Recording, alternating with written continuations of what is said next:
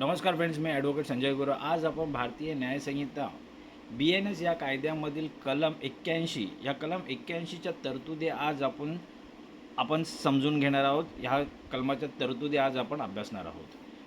तर हा कलम जुन्या भारतीय दंडसंहिता म्हणजे IPC मधील कलम 317च्या जागी काही बदलांसह आणला गेला आहे. हा प्रामुख्याने 12 वर्षापेक्षा कमी वयाच्या मुलाच्या पालकांद्वारे त्याग करणे किंवा त्याला उघड्यावर सोडून देणे या गुन्ह्याशी संबंधित आहे.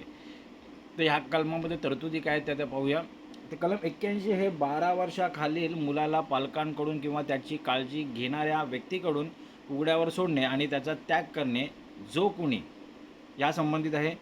जो कुणी 12 वर्षाखालील मुलाचे वडील किंवा आई असून किंवा अशा मुलाची काळजी घेणारी व्यक्ती असून अशा मुलाला पूर्णपणे त्याग करण्याच्या उद्देशाने त्याला कोणत्याही ठिकाणी उघड्यावर सोडेल किंवा टाकेल, त्याला कोणत्याही एका वर्णनाच्या कारावासाची ज्याची मुदत 7 वर्षापर्यंत असू शकेल किंवा दंडाची किंवा दोन्ही शिक्षा दिल्या जातील. स्पष्टीकरण समजून घेऊया. जर मुलाला उघड्यावर सोडल्यामुळे किंवा त्याचा त्याग केल्यामुळे मुलाचा मृत्यू झाला तर या कलमाअंतर्गत होणारी कारवाई ही सदोष मनुष्यवध म्हणजेच कल्पेबल होमिसाईड किंवा खून मर्डर या गुन्ह्यांसाठी स्वतंत्रपणे खटला भरण्यास अडथळा ठरणार नाही. सोप्या शब्दात समजून घ्याव्या हे या कलमाच्या तरतुदी.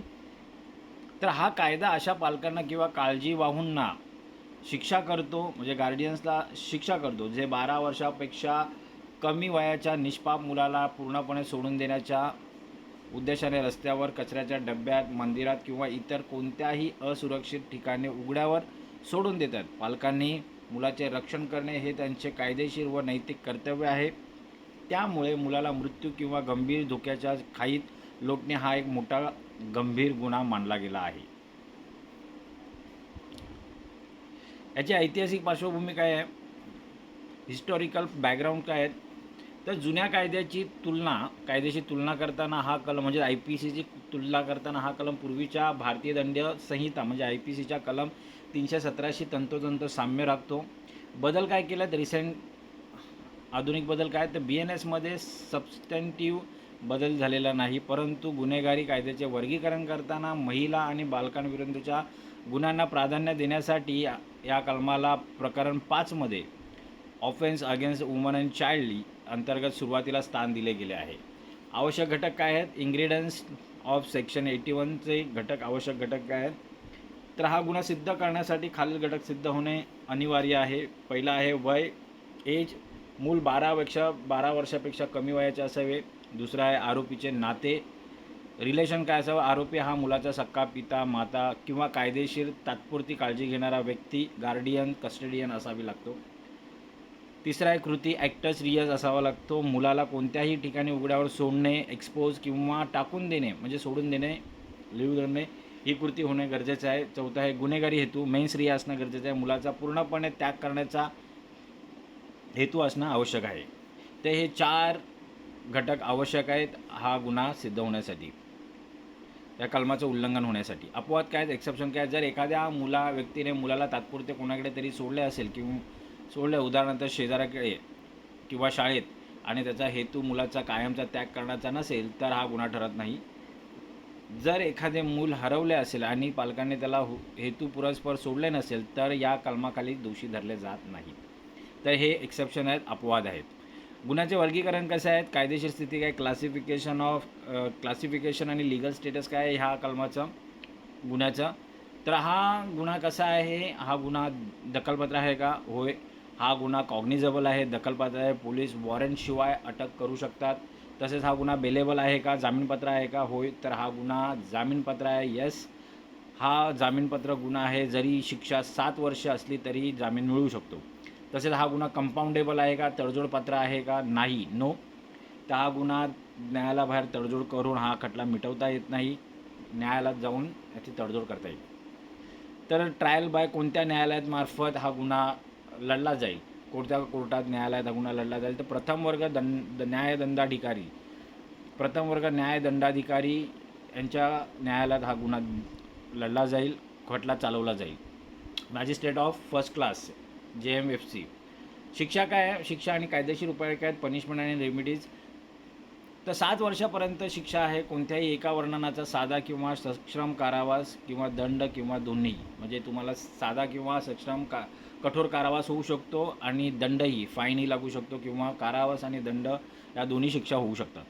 विशेष नोंद काय आहे? एक्सप्लेनेशन. व्हॅल्यूज काय? जर उघड्यावर सोडल्यामुळे मुलाचा थंडीने, भुकेने किंवा प्राण्यांच्या हल्ल्यामुळे मृत्यू झाला तर आरोपीवर थेट BNS भारतीय न्यायसंहिता या कायद्यातील कलम 103 म्हणजेच खून, मर्डर किंवा BNS कलम 100 सदोष मनुष्यवध म्हणजे कल्पेबल होमिसाईड अंतर्गत गुन्हा दाखल केला जाईल. प्रक्रिया काय आहे? पुरावे काय आहेत? प्रोसिजर काय आणि बर्डन ऑफ प्रूफ काय आहे? तर प्रक्रिया आहे, प्रोसिजर असं आहे, तर गुन्हा घडल्यास FIR दाखल केला जातो. पोलीस तपास करतात, मुलाचा शोध घेतात आणि वैद्यकीय तपासणी, मेडिकल एक्झामिनेशन करून मुलाचे वय निश्चित करतात. पुरावे काय आहेत? एव्हिडन्स रिक्वायर्ड काय आहे? तर मुलाचे वय 12 वर्षापेक्षा कमी असल्याचे दाखवणारा जन्मदाखला किंवा बोनाफाईड सर्टिफिकेट, वैद्यकीय ऑस्फिकेशन चाचणी, ऑस्फिकेशन टेस्ट घेतली जाते. तसेच आरोपी हाच मुलाचा पालक किंवा काळजीवाहू असल्याचा पुरावा घ्यावा लागतो. मुलाला उघड्यावर सोडतानाचे CCTV फुटेज किंवा प्रत्यक्षदर्शी साक्षीदार आय विटनेसेस घ्यावे लागतात. तर हे पुरावे आहेत, एव्हिडन्स आहेत, हे पुरावे गरजेचे आहेत. बर्डन ऑफ प्रूफ कुणावर आहे? पुराव्याचा भार कुणावर आहे? तर पुराव्याचा प्राथमिक भार फौजदारी खटल्याच्या नियमानुसार सरकारी पक्षावर, प्रोसिक्युशनवर असतो. सरकारी पक्षाने हे निशंकपणे सिद्ध करावे लागते की पालकांनी जाणीवपूर्वक मुलाला त्याग केला होता. द बर्डन ऑफ प्रूफ कुणावर असेल? तर प्रोसिक्युशनवर असेल, सरकारी पक्षावर असेल. महत्त्वाचे सर्वोच्च न्यायालय आणि उच्च न्यायालयाचे निर्णय, लँडमार्क जजमेंट्स कोणते आहेत ह्या कलमासंबंधित? तर एम्प्रेस वर्सेस अँटोनी 1888 मधला हा खटला आहे, न्यायालयीन प्रकरण आहे. तर या खटल्याचे फॅक्ट्स काय होते? तथ्य काय होते? तर एका आईने आपल्या नवजात बालकाला रस्त्याच्या कडेला सोडून दिले जेणेकरून कुणीतरी त्याला उचलून नेईल. इश्यूज काय होते? मुद्दा काय होता? केवळ दुसऱ्याने उचलावे या अपेक्षेने सोडणे म्हणजे अबंडमेंट आहे का? तर हा मुद्दा होता, हा इश्यू होता. तर डेसिडेंडी काय होतं? निर्णय काय होता की होय, मुलाला अशा ठिकाणी असुरक्षित सोडणे जिथे त्याचा जीव धोक्यात येऊ शकतो हा एक्सपोजर आणि अबॅन्डॉनमेंटचा गुन्हा ठरतो. मग तुमचा अंतर्गत येतो मुलाचा जीव घेण्याचा नसला तरी. दुसरा खटला आहे, दुसरा न्यायालयीन प्रकरण आहे, रामाधन versus state significant high court रुलिंग्स. Obiter डिक्टा काय आहे? तर न्यायालयाने असे स्पष्ट केले की गरिबी किंवा सामाजिक कलंक, उदाहरणार्थ अनौरस मूल, इलेजिटिमेट चाइल्ड, हे मुलाला उघड्यावर सोडण्याचे वैध समर्थन किंवा बचाव होऊ शकत नाही. मुलाच्या जगण्याच्या अधिकाराचे रक्षण करणे हे राज्याचे कर्तव्य आहे. म्हणजेच कसं, अनौरस म्हणजे इलेजिटिमेट चाइल्ड असल्यामुळे तुम्ही उघड्यावर त्याला सोडू शकत नाही, तोही गुन्हाच ठरेल. लॅटिन मॅक्झिम्स कोणत्या आहेत? न्यायालयीन व्याख्या कोणत्या आहेत? लॅटिन मॅक्झिम कोणत्या आहेत ह्या कलमासंबंधित? तर ॲक्टस नॉन फिसिएट रियम निन्स मिन्सिट रिया, हे एक लॅटिन मॅक्झिम आहे. ह्या लॅटिन मॅक्झिमचा अर्थ काय? केवळ कृती कुणाला ही गुन्हेगार ठरवत नाही जोपर्यंत त्यामागे गुन्हेगारी हेतू नसेल. म्हणजे फक्त कृती करणं म्हणजे गुन्हा नाही, त्यामागे गुन्हेगारी हेतूही असणं गरजेचं आहे गुन्हा ठरवायला. तर या कलमात इंटेन्शन ऑफ होली अबंडिंग, पूर्णपणे त्याग करण्याचा हेतू असणे अत्यंत आवश्यक आहे. नंतर मग पेरेनेन्स पॅट्रिया, राष्ट्राचे पालकत्व. राज्य हे कायदेशीररित्या अशा अनाथ आणि पोरक्या मुलांचे पालक असते ज्यांचे नैसर्गिक पालक त्यांना सोडून देतात. ते हा लॅटिन मॅक्झिम्स ह्या कलमाच्या संबंधित आहेत. आता या कलमासंबंधित असलेले इतर कायदे आणि संविधानिक कलमे कोणते आहेत? ओके, तर भारतीय संविधानातील कलम 21 जगण्याचा आणि वैयक्तिक स्वातंत्र्याचा अधिकार, right to life includes child's right to life with dignity. तर कलम 21 हा या कलमासंबंधित आहे. तसेच कलम 39E व F मार्गदर्शक तत्त्वे, यामधील बालकांचे शोषण आणि बालपणीचा नैतिक आणि भौतिक त्याग यांपासून संरक्षण करणे राज्याचे कर्तव्य आहे. तर ही काही भारतीय संविधानातील कलमे संबंधित आहेत या कलमाशी. तर इतर कायदे कोणते आहेत? किशोर न्याय, मुलांची काळजी आणि संरक्षण कायदा 2015, ज्युव्हेनाइल जस्टिस ॲक्ट जे ॲक्ट 2015मधील कायद्याच्या कलम 75 अंतर्गत मुलांवर क्रूरता करणे किंवा त्यांना सोडून देणे हा स्वतंत्र आणि अत्यंत कठोर गुन्हा आहे. आता हे कलम व्यावहारिक उपयोग कसा आहे या कलमाचा आणि संभाव्य बचाव कोणत्या, डिफेन्स कोणते घेता येतील, तर व्यवहारातील उपयोग कसा आहे, तर हा कायदा प्रामुख्याने अनवरस संतती लपवण्यासाठी, गरिबीमुळे किंवा मुलगी झाल्याच्या कारणांवरून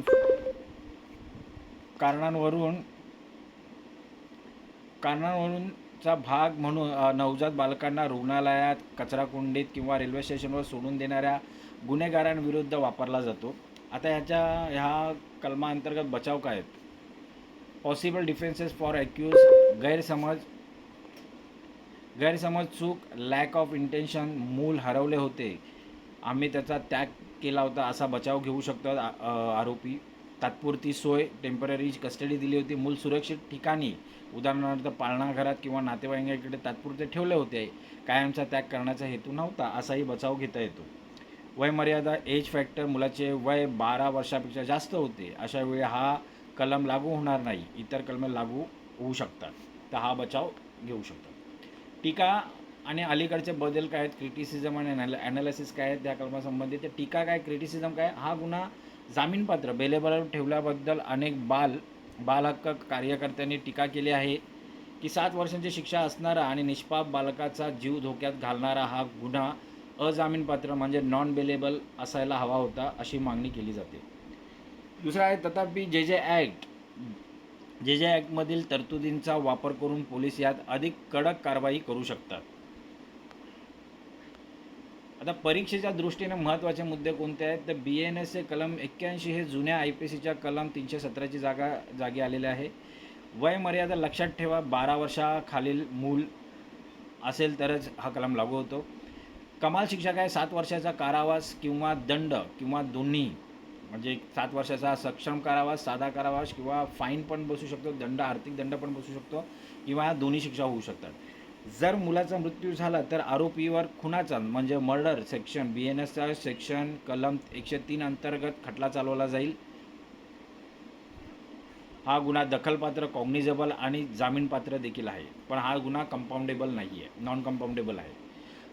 फ्लोचार्ट कसा आहे, 12 वर्षाखालील मुलाचा पालकांकडून त्या उघड्यावर सोडणे, नंतर मग FIR दाखल करणे, पोलीस वॉरंटशिवाय अटक करू शकतात, कॉग्निजेबल गुन्हा आहे हा. पोलीस तपास व वय पडताळणी करतात, न्यायालयात आरोपपत्र चार्जशीट सादर होते, नंतर JMFC कोर्टासमोर खटला चालवला जातो. सिद्ध झाला तर 7 वर्षापर्यंतची सक्षम किंवा साधा कारावास प्लस अधिक दंड भरावा लागतो. गुन्हा सिद्ध झाला नाही तर आरोपीची निर्दोष मुक्तता होते. आता वारंवार विचारले जाणारे प्रश्न कोणते आहेत, प्रश्न 1, जर एखाद्याने रस्त्यावर सोडलेले मूल पाहिले आणि पोलिसांना कळवले नाही तर तो गुन्हा आहे का? याचं उत्तर असं आहे की कलम 81 केवळ आई, वडील किंवा कायदेशीर काळजीवाहू यांच्यावर लागू होतो, सामान्य नागरिकांवर नाही. मात्र नैतिकदृष्ट्या आणि जे ॲक्टनुसार पोलिसांना किंवा चाइल्डलाईन 1098ला कळवणे गरजेचं आहे. प्रश्न 2, जर पालकांनी अनाथालयाच्या पालना म्हणजे बेबी ड्रॉप्स बॉक्समध्ये मूल सुरक्षित ठेवले तर हा गुन्हा होईल का? उत्तर नाही, कारण सरकारने कायदेशीररित्या सुरक्षितपणे मूल सोडून देण्यासाठी सेफ हेवन किंवा सुरक्षित पाळणे बेबी बेड्स उपलब्ध करून दिले असल्यास तिथे मूल सोडणे म्हणजे असुरक्षित उघड्यावर सोडणे एक्सपोजर ठरत नाही, कारण तिथे मुलाचा जीव धोक्यात येत नाही. निष्कर्ष काय काढता येईल ह्या कलमाचा, तर भारतीय न्यायसंहितेचे कलम 81 हे समाजातील सर्वात असुरक्षित घटक असलेल्या बालकांच्या संरक्षणासाठी बनवले गेले आहे. नैसर्गिक पालकांनीच आपल्या कर्तव्यापासून पळ काढल्यास कायदा त्यांच्यावर कठोर कारवाई करतो. हे कलम बाल हक्कांचे संरक्षण करण्यासाठी आणि पॅरेंट्स पॅट्रिया या सिद्धांतानुसार राज्याची मुलांप्रती असलेली जबाबदारी अधोरेखित करण्यासाठी अत्यंत महत्त्वाचे कायदेशीर हत्यार आहे. तर मित्र, आज आपण भारतीय न्यायसंहिता या कायद्यामधील कलम 81 या कलम 81च्या तरतुदी आज आपण सविस्तरपणे अभ्यासलेल्या आहेत, समजून घेतलेल्या आहेत. हे कलम आणि ह्या कलमाच्या तरतुदी अधिक चांगल्या प्रकारे समजून घेण्यासाठी हा व्हिडिओ तुम्ही वारंवार पहा, जेणेकरून ह्या कलमाच्या तरतुदी तुम्हाला अधिक चांगल्या प्रकारे समजतील. असेच कायदेविषयक ज्ञान मिळवण्यासाठी, कायदेविषयक माहिती मिळवण्यासाठी आमचे चॅनल सबस्क्राईब करा, लाईक करा, शेअर करा, आपल्या प्रियजनांना आणि मित्रांना हे व्हिडिओज फॉरवर्ड करा. हे कायदेशीर व्हिडिओज फॉरवर्ड करा, जेणेकरून त्यांचंही कायदेविषयक ज्ञान वाढेल, त्यांनाही कायदेविषयक माहिती मिळेल. तर आज आपण इथंच थांबूया. धन्यवाद.